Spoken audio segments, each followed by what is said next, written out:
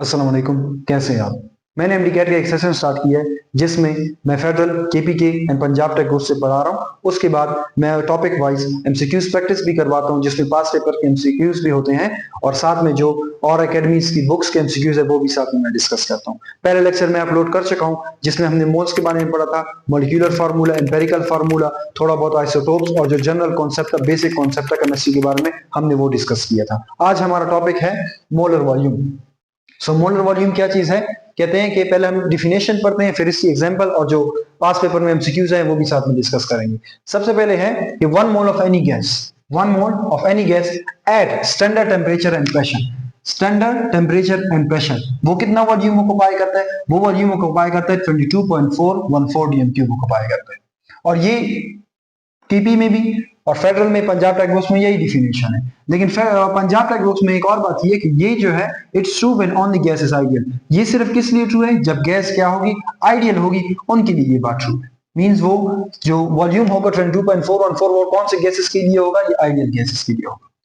अब हम वॉल्यूम क्यों लेते हैं, मीन हम मास के जरिए मोल्स मालूम कर सकते थे। हम वॉल्यूम इसलिए लेते हैं क्योंकि ज्यादातर रिएक्शन ऐसे भी होते हैं जिनमें गैसेस इन्वॉल्व होते हैं। सो जिनमें गैसेस इन्वॉल्व हो तो उनमें हम मास मैयर नहीं कर सकते, क्योंकि काफी दूर होते हैं तो मास हम मैयर करना काफी डिफिकल्ट होता है। सो कहा जाता है कि ऐसे केमिकल रिएक्शन जिनमें गैस इन्वॉल्व हो, सो उसमें हम क्या मालूम करते हैं, हम वॉल्यूम को मैयर करते हैं, ना कि मास को।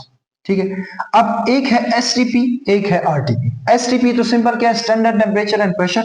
वहां पर टेम्परेचर 0 सेंटीग्रेड होता है, प्रेशर 180 एम होता है और वॉल्यूम 22.414 डीएम क्यूब होता है। ठीक है। जबकि आरटीपी है जो room temperature and pressure. Room temperature and pressure पे कितना है, वो 24 सेंटीग्रेड है, सॉरी 25 सेंटीग्रेड टेम्परेचर है और वॉल्यूम कितना है 24 डीएम क्यूब है। इसमें अभी कुछ टाइम पहले 2 साल पहले इस तरह एमसीक्यूज आया था, मैं बुक में देखा था। उसमें ये लिखा हुआ था, आरटीपी लिखा हुआ था, रूम टेम्परेचर एंड प्रेशर पे लिखा हुआ था। वहां पे ऑप्शन दिया हुआ था कि 0 सेंटीग्रेड भी दिया था, 25 सेंटीग्रेड भी दिया था। ये वाला करेक्ट है, इसलिए हम क्या करेंगे, आरटीपी हो तो वो पे 25 सेंटीग्रेड लगाया जाएगा। ठीक है। और अगर इसको केल्विन में देखा जाए, केल्विन में ये कितना होगा, 273 प्लस 25 298 केल्विन। ठीक है। और 0 सेंटीग्रेड का कितना होगा, 273 केल्विन। ठीक है। ये मेन मोलर वॉल्यूम के बारे में था। जनरल लिखेंगे, जैसे मैं मीथेन ले लूं, मीथेन में कितना ग्राम है, 16 ग्राम है, उसका कितना होगा 1 मोल होगा और उसमें मॉलिक्यूल्स कितने होंगे 6.022 इंटू 10⁻23 और वॉल्यूम कितना होगा 22.4 डीएम क्यूब एट एसटीपी। इसी तरह अगर NH3 की बात की जाए, 17 ग्राम है, ठीक है, मोलर मास 1 मोल है और 6.022 इंटू 10⁻23 और वॉल्यूम कितना है इसमें 22.41 डीएम क्यूब है। ठीक है। अब यहाँ पे अगर देखा जाए, इनके मासेस डिफरेंट है। इनकी मासेस क्या चीज डिफरेंट, इसका 16 है, इसका 17 है, लेकिन बाकी चीजें देखी जाए इनका वॉल्यूम क्या है, वो सेम है। ठीक है। मींस ऐसे हो सकता है कि डिफरेंट गैसेस हो, ठीक है, उनका वॉल्यूम सेम हो, वॉल्यूम सेम होगा लेकिन उनका मास क्या होगा, वो डिफरेंट होगा। जैसे मैंने यहाँ पे बात लिखी हुई है कि 22.41 DM cube of each gas, कि कोई भी गैस हो, जैसे मीथेन है, NH3 हो गया, ठीक है, हैव डिफरेंट मासेस। मासेस इनके क्या होंगे, ये डिफरेंट है, इसका 16 है, इसका 17 है, मासेस इनके डिफरेंट होंगे but same number of molecule. Molecule उसमें क्या होंगे, सेम होंगे। देखिए मॉलिक्यूल इसमें क्या है, इनमें मॉलिक्यूल सेम होंगे। ठीक है। ये पंजाब टेक बुक्स में लिखा हुआ है, केबी में भी इसी तरह लिखा हुआ है थोड़ा। और ये बहुत इंपॉर्टेंट है क्योंकि इससे एमसीक्यूज आ सकते हैं, उसमें थ्योरी बेस का जो एमसीक्यूज है वो आ सकता है। यहाँ पे क्या लिखे, कह रहे हैं कि इक्वल वॉल्यूम जैसे 22.4 वॉल्यूम इक्वल है और डिफरेंट गैसेस क्या है, डिफरेंट है, contain same number of particle. इनमें क्या है, सेम नंबर ऑफ पार्टिकल है। देखा जाए ये पार्टिकल क्या है, ये सेम है, लेकिन एक और बात भी कही है, बट इक्वल मास, अगर मास क्या हो जाए, इक्वल हो जाए और डिफरेंट गैसेस डिफरेंट हो और उनका मास क्या हो जाए, वो इक्वल हो जाए, फिर वो हम कहते हैं कि डू नॉट कॉन्टेन, उसमें नंबर ऑफ पार्टिकल क्या होंगे, वो सेम नहीं होंगे। ठीक है। अब यहां पे देखा जाए, यहां पे क्या था, यहां पे मासेस डिफरेंट थे, लेकिन यहां अगर मैं मासेस सेम करूं, जैसे मैंने क्या लिया, 16 ग्राम सल्फर का भी ले लिए, 16 ग्राम मीथेन का भी ले लिए। अब असल में सल्फर का मोलर मास क्या है, सल्फर का मोलर मास वो 32 ग्राम है। ठीक है। इसका 32 ग्राम है, मैंने क्या कर दिया, हाफ किए, 16 ग्राम हो गए। ठीक है। और यहां मीथेन का भी 16 ग्राम। अब यहां मासेस तो इक्वल हो गए, मासेस क्या हो गए, मासेस इक्वल हो गए, लेकिन अगर नंबर ऑफ पार्टिकल देखे जाए वो इक्वल नहीं है, क्योंकि मैंने इसका क्या किया, मास हाफ किए, मींस 1 मोल था तो 1 मोल में 1 मोल में कितने थे? 32 ग्राम्स थे। और जब मैंने इसको हाफ कर दिया मींस 16 ग्राम कर दिया, सो इससे क्या होगा? 0.5 मोल। और अगर मोल हाफ हो गए तो नंबर ऑफ पार्टिकल भी हाफ हो जाएंगे। सो ये काफी इंपॉर्टेंट है, इस बार एमसीक्यूज में आ सकता है कि इक्वल जो मासेस इक्वल होते हैं डिफरेंट गैसेस के, उनमें सेम नंबर ऑफ पार्टिकल नहीं होते। ठीक है। एक अगला टॉपिक है molar mass and density of a gas. ये जो फेडरल बोर्ड की न्यू बुक आई है उसमें है, इतना मुश्किल नहीं है, सिंपल पढ़ा भी हुआ है डेंसिटी का, बस ये आया हुआ है, मे बी इधर से भी एमसीक्यूज आ सकते हैं कि डेंसिटी किस पे डिपेंड करती है। ठीक है, डेंसिटी का फार्मूला हमने क्या पढ़ा है? Molar mass divide by volume हमने पढ़ा है। ठीक है, सो यहाँ पे क्या होगा? Molar mass of a gas divide by volume of a gas होगा। ठीक है, अब वॉल्यूम जो है एसटीपी पे वो तो सबके लिए सेम होता है, 22.4 डीएम क्यूब होता है, सबके लिए क्या होता है? वो सेम ही होता है। जैसे यहाँ देखा जाए तमाम गैसेस के लिए क्या है? सेम है। लेकिन मोलर मास सबके लिए क्या होता है? वो डिफरेंट होता है। सो डेंसिटी डायरेक्टली किस पे डिपेंड कर रही है? डेंसिटी डिपेंड कर रही है मोलर मास की। सो मैंने यहां लिख दिया डेंसिटी किस पे डिपेंड कर रही है? मोलर मास पे डिपेंड कर रही है। जितना मोलर मास क्या होगा? जितना मोलर मास ज्यादा होगा, डेंसिटी भी उतनी ही ज्यादा होगी। So high molar mass high will be density. ठीक है, सो ये मोलर वॉल्यूम के बारे में था। अब थोड़े इसके एमसीक्यूज डिस्कस करते हैं जो पास पेपर में आए हुए हैं और जो अदर बुक्स में है इसके रिलेटेड, वो डिस्कस करते हैं। इसका आप स्क्रीनशॉट ले सकते हैं। अब हम कुछ इसके एमसीक्यूज डिस्कस करेंगे। जैसे कि पहला है 5.6 dm cube of methane at STP has dash mole of hydrogen. ठीक है, सो सबसे पहले तो हम नॉर्मल लिखेंगे 22.4 में 22.4 डीएमक्यू में कितने मोल ऑफ हाइड्रोजन है? फॉर्मूला अगर मीथेन का देखा जाए CH4 है। ठीक है, सो यहाँ पे कितने? 4। अगर इसका वॉल्यूम 22.4 है, सो इसमें कितने मोल ऑफ हाइड्रोजन है? यहाँ पे होंगे 4 मोल ऑफ हाइड्रोजन। ठीक है, 4 मोल ऑफ हाइड्रोजन होगा। अब हम इसे क्या करते हैं? अगर इसे हाफ कर दूं, मैंने इसे हाफ किया, सो ये कितना हो गया? 11.2 डीएमक्यू। ठीक है, सो ये भी हाफ हो जाएंगे, कितना हो जाएगा? 2 मोल ऑफ हाइड्रोजन हो जाएंगे। सही है। अब इसको फर्दर अगर हाफ किया जाए, सो फर्दर हाफ किया जाए कितना होगा? 5.6 डीएमक्यू, 5.6 डीएमक्यू। और इसमें कितने मोल हो जाएंगे? ये भी हाफ हो जाएगा, 1 मोल ऑफ हाइड्रोजन। मींस इस तरह कभी भी दे सकते हैं। वॉल्यूम दिया है ना, तो आपने यूं नहीं करना कि वॉल्यूम से आप पहले मोल्स मालूम करो, कन्वर्जन करो उस पे, सो उस पे काफी टाइम लग जाएगा। डायरेक्टली देखो, इसको सोचो, इस पे थोड़ा हाफ कर दो, ठीक है, फिर दोबारा हाफ कर दो, 1 मोल ऑफ हाइड्रोजन आ जाएगा। अब कभी कभी ऐसे भी हो सकता है, सपोज 5.6 नहीं दिया, क्या दिया है इन लोगों ने 6 दे दिया है, या 5.8 दे दिया है, या इससे ऊपर नीचे थोड़ा मतलब 7 दे दिया है, तो आप फिर भी इसी तरह कंपेयर करो। सो यहाँ पे अगर सपोज 7 दिए है ना, तो यहाँ 1 मोल है, 1 मोल से थोड़ा ऊपर होगा, 1.2 1.3 1.4 हो जाएगा। ठीक है, सो हम इस तरह उधर ऑप्शन देख लेंगे, ऑप्शन में डायरेक्टली हमें क्लियर हो जाएगा कौन सा ऑप्शन करेक्ट। नेक्स्ट है 100 gram of magnesium is burn with HCl, what volume of hydrogen can be collected at STP। इसमें कुछ ऐसे भी हैं जो मैंने बुक से जो एग्जाम्पल लिए हैं वो भी सॉल्व किए, क्योंकि जो KMU में था 8 एमसीक्यूज आए थे, जिनमें से 4 से 5 एमसीक्यूज बिल्कुल बुक्स ही थे।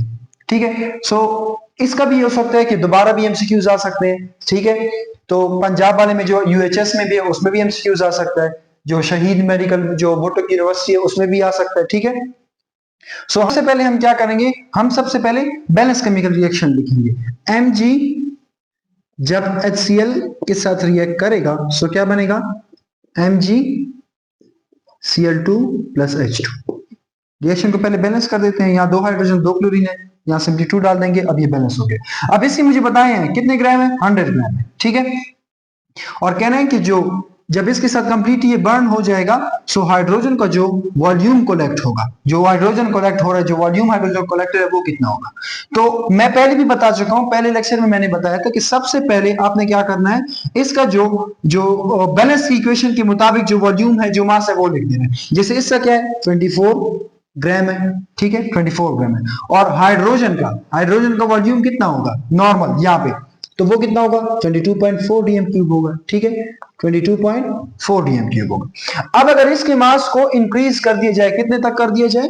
100 ग्राम तक कर दिया जाए। अब हम इसको डायरेक्टली भी देख सकते हैं। देखें, अगर ये 25 होता, 25 अगर होता तो 25 मल्टीप्लाई बाय 4, 25 मल्टीप्लाई बाय 4 कितना होता है? 100 होता है। मींस इसको अगर 4, सपोज मैं इसे कहता हूं ये 25 ही है, इसको मैं अगर 4 से मल्टीप्लाई कर दूं, सो वो क्या आएगा? 100। सो अगर इसको 4 से मल्टीप्लाई कर रहा हूं, तो मैं इसको भी 4 से मल्टीप्लाई कर दूंगा। मींस इसको 4 से मल्टीप्लाई करेंगे मल्टीप्लाई बाय 4, सो ये 100 आ रहा है। सो इसको भी क्या कर लेंगे, मल्टीप्लाई बाय क्या कर देंगे, 4 कर देंगे। और जब इसको मल्टीप्लाई बाय 4 करेंगे तो इससे कितना आता है 22.4 मल्टीप्लाई बाय 4 करें, ठीक है।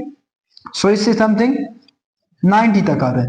अब ये तो एग्जैक्ट 4 के साथ करेंगे तो ये 96 आता है, 100 नहीं आ रहा, मींस ये 4 से थोड़ा सा ऊपर होगा, मींस 4.2 तक होगा, ठीक है।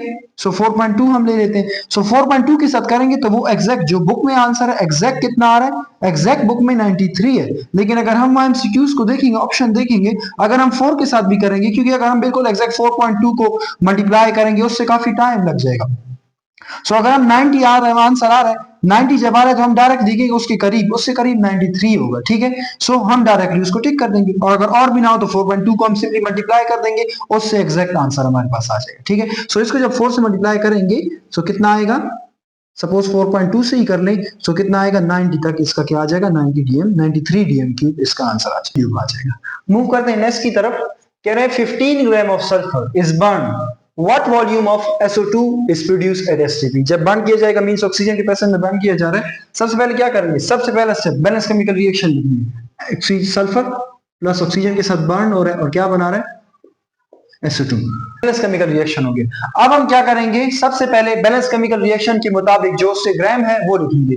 इससे कितने ग्राम है, सपोज यहाँ सल्फर, सॉरी ये तो बाद में लिखेंगे, पहले सल्फर, सल्फर के कितने बैलेंस के मुताबिक 32 ग्राम है, और उससे कितना वॉल्यूम आ रहा है, वो आ रहा है 22.4 डीएम क्यूब आ रहा है, ठीक है। अब अगर इसको हाफ कर दिया जाए तो कितना होगा 16 ग्राम होगा, और 16 ग्राम से कितना होगा 11.2 डीएम क्यूब होगा, ठीक है। अब हमें दिए कितने, हमें तो 15 ग्राम दिए, 16 से कम दिए, 15 ग्राम दिए, ठीक है। 16 से कम यानी इससे भी थोड़ा कम कर दे, 16 ग्राम 15 ग्राम हो गया।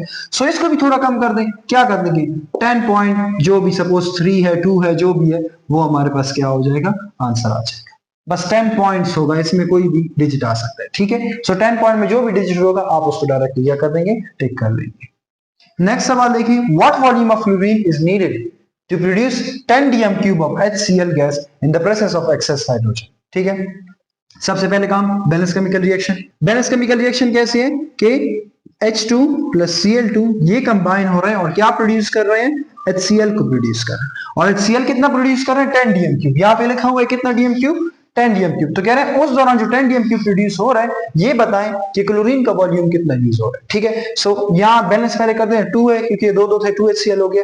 अब हमने मालूम करें इसका वॉल्यूम, लेकिन सबसे पहले मैंने क्या कहा था कि बैलेंस रिएक्शन के मुताबिक हमने सारा जो वॉल्यूम है वो लिखना है। जैसे इसका जब 22.4 डीएम क्यूब था, ठीक है, सो ये नॉर्मल बैलेंस रिएक्शन के मुताबिक है। सो यहाँ पे कितना था 2 × 22.4 डीएम क्यूब, सही है, कोफिशिएंट 2 है तो कोफिशिएंट 2 लगा दिया।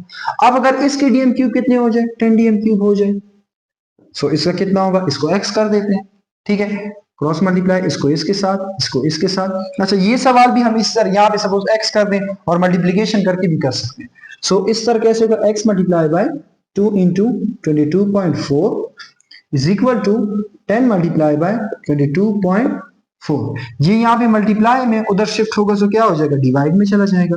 सो 10 मल्टीप्लाई बाय 22.4 डिवाइडेड बाय 2 × 22.4, ये 22.4 cancel, 2 1s are 2, 2 5s are 10, so x is equal to 5 हो गया, ठीक है। सो मैंने क्या किया, डायरेक्ट ट्रिक ट्राई, डायरेक्टली मैंने कर दिया। अब अगर मैं ऐसे करता, पहले इसका वॉल्यूम की मैं क्या करता, मोल्स मालूम करता, मोल्स के बाद मोल रेशियो लेता, मोल्स रेशियो के बाद दोबारा मैं उसका वॉल्यूम मालूम करता, सो उसमें काफी टाइम लग जाता। ये डायरेक्ट है, बस कंपैरिजन कर रहे हैं। सबसे पहला काम क्या है, बैलेंस केमिकल रिएक्शन लिखना है। बैलेंस केमिकल रिएक्शन लिखने के बाद हम क्या करेंगे, जो बैलेंस केमिकल रिएक्शन के मुताबिक, जैसे ये वॉल्यूम 22.4 डीएम क्यूब है, यहाँ पे कितना है 2 × 22.4 डीएम क्यूब है। उसके बाद जो सवाल में दिए वो लिख देना है, नेक्स्ट जिसको फाइंड करना है उसको x कह देना है, ठीक है, मल्टीप्लिकेशन कर देना है, क्रॉस मल्टीप्लाई, और सिंपली फिर क्या कर देना, मालूम करते हैं, ठीक है। सो ये कुछ एमसीक्यूज से मूव करते हैं आगे नेक्स्ट पार्ट की तरफ। नेक्स्ट टॉपिक है परसेंटेज कंपोजिशन। परसेंटेज कंपोजिशन क्या है, the percent by mass of each element in a compound is called percentage composition. Means कोई कंपाउंड हमें दिए, सपोज कार्बन हाइड्रोजन ऑक्सीजन का कोई कंपाउंड है, सो उसमें कार्बन का कितना परसेंट है, हाइड्रोजन का कितना है, ऑक्सीजन का कितना है, इसे कहते हैं परसेंटेज कंपोजिशन, ठीक है। हम क्या करेंगे, जो परसेंटेज कंपोजिशन है उसको फाइंड करने के लिए एक फार्मूला यूज करेंगे। वो फार्मूला क्या चीज है कि परसेंटेज ऑफ एलिमेंट, सपोज सवाल आ जाएगी कि इसकी परसेंट कितनी है, परसेंटेज मालूम करो। जैसे मैंने यहाँ पे लिखा है कि ग्लूकोज है C6H12O6, इसमें कार्बन की कितनी परसेंट है, ऑक्सीजन हाइड्रोजन की और ऑक्सीजन की कितनी। सो हम क्या करेंगे, एटॉमिक मास, जैसे कार्बन का जो एटॉमिक मास हुआ multiply by number of atom, कितने नंबर है एटम, जैसे कार्बन कितने हैं, ठीक है, हाइड्रोजन की बात करें तो हाइड्रोजन कितने हैं, ऑक्सीजन की बात करें तो ऑक्सीजन कितने हैं, और divide by total mass multiply by क्या करना है, 100 करना है। ये इसी के साथ क्या है, मल्टीप्लाई। जैसे मैं इसका करता हूं, जैसे मैं मालूम करूं कार्बन का परसेंट, ठीक है, percent of carbon. So carbon का सबसे पहले मोलर मास टोटल कितना है, इसका मोलर मास हमें पता है कितना है, 180 ग्राम है, ठीक है। सो मैंने लिख दिया 180, ये मोलर मास हो गया। अब एक कार्बन कितने 12 है, multiply by number of carbon कितने 16, मल्टीप्लाई बाय 100, ठीक है, 100 भी साथ में होगा। सो इसको अगर कर दिया जाए तो इससे समथिंग आएगा 1272 डिवाइड बाय 180 मल्टीप्लाई बाय 100, ठीक है। सो इसको आगे सॉल्व करेंगे, इससे समथिंग 40% आ जाएगा, ठीक है। अब अगर हाइड्रोजन के लिए परसेंट निकाला जाए, सो हाइड्रोजन कितने हैं, यहाँ पे नंबर ऑफ एटम कितने हैं 12 है, और इसका एटॉमिक मास कितना है 1 है, divide by 180 and multiply by 100, ठीक है। इससे कितना आ जाएगा, इससे समथिंग 6.6% आ जाएगा। और अगर हम ऑक्सीजन का करें, सो ऑक्सीजन का कितना होगा 6 multiply by 16 divide by 180 multiply by 100 which is equal to, इससे 53 समथिंग पॉइंट्स में कुछ आ जाएगा, ठीक है। सो ये इस तरह परसेंटेज कंपोजिशन कैलकुलेट करेंगे। एक और सवाल है, 10 gram of sample that contain aluminium, 10 gram of sample दिए, ठीक है, जिसमें एल्यूमिनियम 36% है और साथ में जिंक भी है, ये एक अलॉय है, सैंपल किस चीज के अलॉय है, ठीक है, जिसमें एल्यूमिनियम भी है जिंक भी है। तो अगर एल्यूमिनियम 36%, टोटल जो सैंपल है वो कितना होगा, वो 100% होगा। कितना परसेंट होगा, 100 होगा।